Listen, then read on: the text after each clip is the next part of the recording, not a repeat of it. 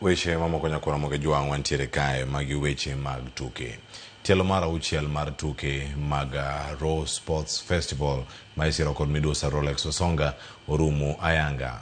Tuke magi ne ogo kacha gwenge mag North Sakwa e sub-county mawendo ne omiyo thuolo timbe mag adhula kod mago mamoko maromo 47 mawuok e sub-county mawendo mar piem. Jasir tukegi Rolex Osonga wacho ni kokalo kuom tukegi rawere mathoth oyudo thuolo mag tugo e sikunde mag mopogore opogore kama gidhi somo nono tukegi mag Raw Tournament opuo kaka kod jokanyo e sekta mag tuke kaka mano majiwo weche mag tuke ka opogore kod chiwo thuolo ne rowere mondo nyis talanta magi. Rowere oyudo oganda moko oyudo thuolo mag ndikruok e weche mag opande. Nyaka ne wachake wayudo ka wan gi under 15, wan gi under 17 to wan senior.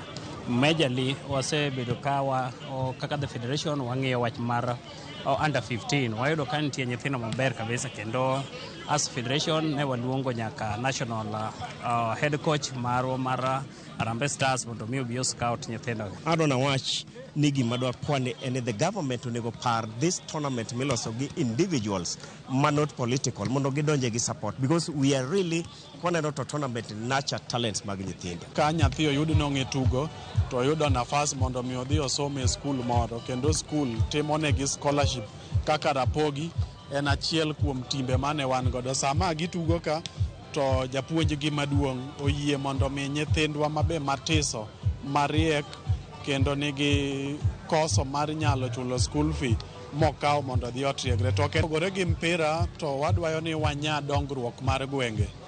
Dongruok mar gweng' chakore gi gik mwaluongo ni beda patriotic manyiso ni e thuolo mar chokruok mar oganda mar tipo kama na neno ni ber ka waywayo oganda wa mondo kaw ID kata kipande en nono kod wite en nono ikawe for the first time be pod en nono omiyo en chenro maber mondo jopiny owuogi obi okaw pande.